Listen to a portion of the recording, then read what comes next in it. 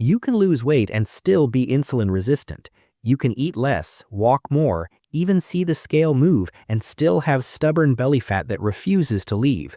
And that is because belly fat is not just a storage problem, it is also a signaling problem.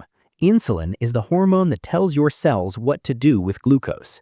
After you eat, especially after carbohydrates, glucose enters your bloodstream. Insulin comes in and tells muscle cells, liver cells, and fat cells to absorb that glucose. When everything is working well, glucose goes into the muscles for energy, into the liver for storage, and your blood sugar comes back down smoothly. But insulin resistance means your cells have started ignoring the message. The pancreas has to release more insulin to get the same job done. In the beginning, your blood sugar may still look normal because your body is compensating, but behind the scenes, insulin is running higher and higher, and that is where belly fat becomes harder to lose. High insulin does not violate calories. You still need a calorie deficit to lose fat, but high insulin changes the battlefield. It increases hunger. It makes cravings stronger. It tells fat cells to store more energy. It makes it harder for your body to access stored fat between meals. It pushes the liver toward making more fat, and over time, it creates the exact cycle that keeps abdominal fat alive. So, if you want to melt belly fat faster, the goal is not to fear insulin. Insulin is not bad. You need insulin to build muscle, store nutrients, and survive. The goal is to make your body sensitive to insulin again. That means your body needs less insulin to do the same job. And the good news is that insulin resistance can improve quickly when you give your body the right signals. The first signal is muscle. Most people think belly fat is burned in the stomach. It is not. One of the biggest insulin-sensitive organs in your body is skeletal muscle. Muscle is like a glucose sponge. The more muscle you have and the more often you use it, the more glucose your body can clear from the blood without needing massive amounts of insulin. This is why strength training is not optional if you have belly fat and insulin resistance. Walking is excellent, cardio is useful, but muscle is metabolic armor. You do not need a complicated program. Train the big movement patterns 2 to 4 times per week. Squat or leg press, hinge or deadlift, push, pull, carry. Add progressive overload slowly. The point is not to destroy your body. The point is to tell your muscles stay alive, grow, and keep absorbing glucose. The second signal is walking after meals. This may be the most underrated insulin resistance hack because it is simple and boring. After you eat, glucose rises. If you sit immediately, your muscles are quiet. But if you walk for 10 to 15 minutes after a meal, those muscles start pulling glucose out of the bloodstream. They can do this with less insulin because muscle contraction opens another pathway for glucose uptake. That means a short walk after rice, bread, potatoes, pasta, or fruit can flatten the glucose spike. You do not need to sprint or sweat, just walk, especially after your biggest carbohydrate meal. The third signal is food order. If you eat a plate of rice first, then protein later, glucose enters fast. But if you eat vegetables first, then protein and fat, and then carbohydrates at the end, the glucose curve is usually smaller. Fiber slows gastric emptying, protein slows digestion, fat slows absorption.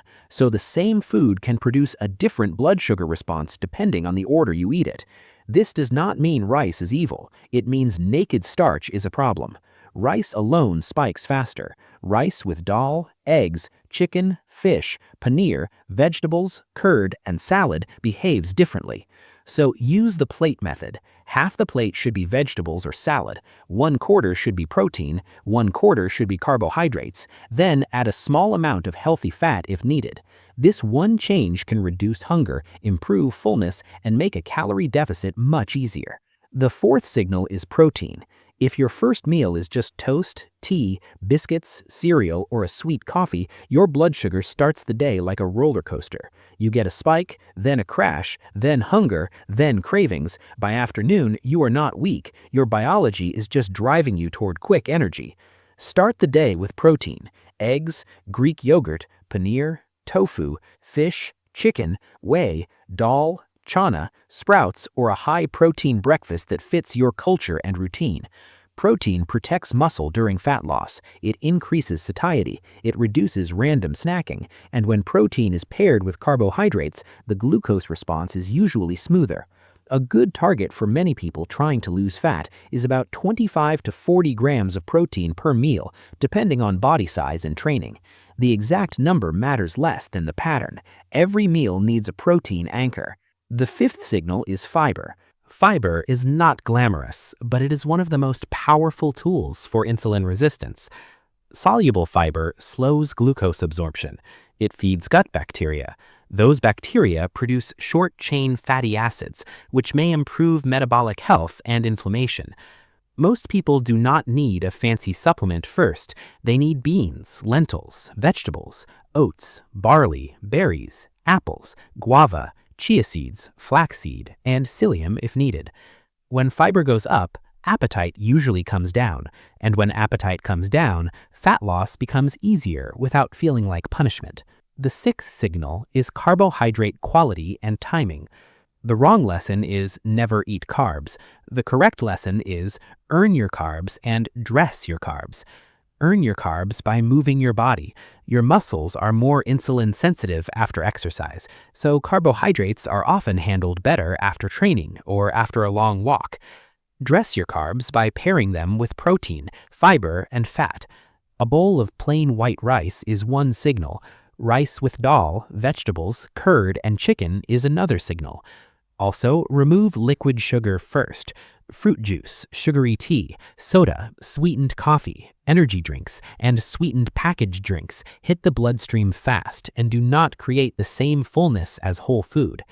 If insulin resistance is the fire, liquid sugar is petrol. The seventh signal is sleep. One night of poor sleep can make your body temporarily more insulin resistant. When sleep is short, hunger hormones shift, cravings rise, your brain wants quick energy, your muscles become worse at handling glucose, and the next day you are more likely to eat more and move less. So sleep is not a soft habit. Sleep is glucose control.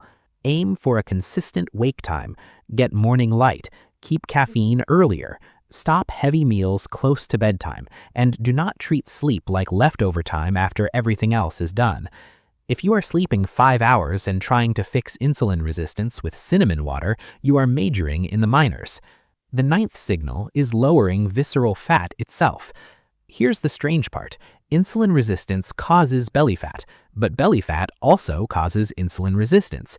Visceral fat releases inflammatory chemicals and free fatty acids that interfere with insulin signaling. So once visceral fat builds up, it keeps feeding the problem. This is why even a modest weight loss can produce a big metabolic improvement. You may not have a six-pack yet, but your liver fat can drop, your fasting insulin can improve, your waist can shrink, and your blood pressure can move in the right direction.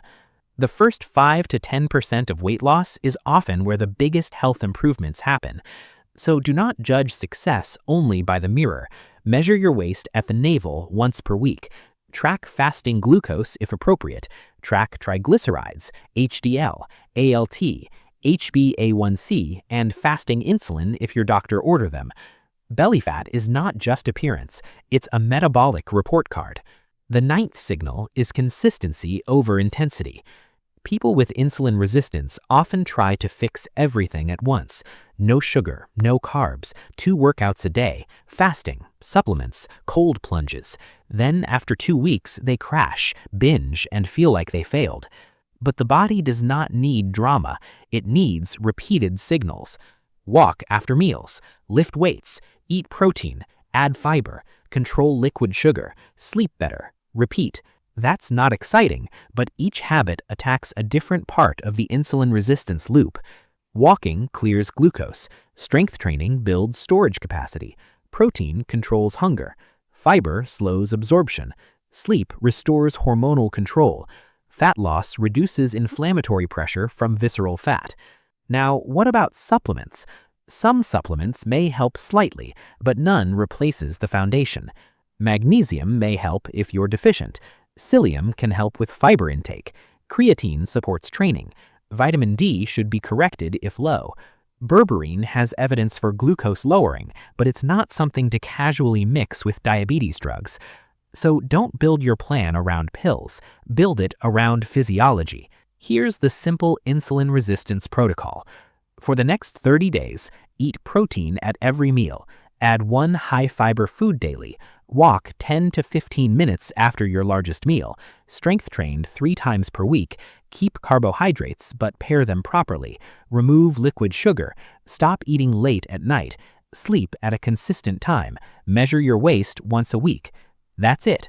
Not because these habits are magical, but because they restore the basic metabolic conversation between insulin and your cells.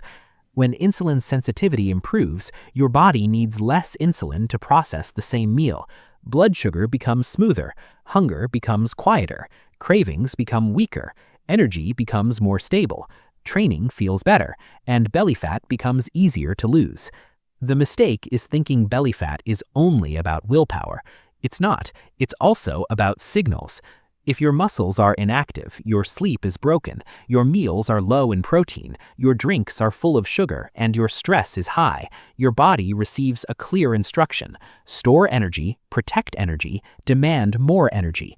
Change the signal, and the body changes the response. So the real way to fix insulin resistance is not to hate carbs, starve harder, or chase a miracle supplement. It is to make your muscles hungry for glucose again. It is to make your meals slower to digest. It is to make your sleep deeper. It is to make your waist smaller by reducing visceral fat. And when you do that consistently, belly fat does not disappear overnight, but it finally starts obeying the rules again.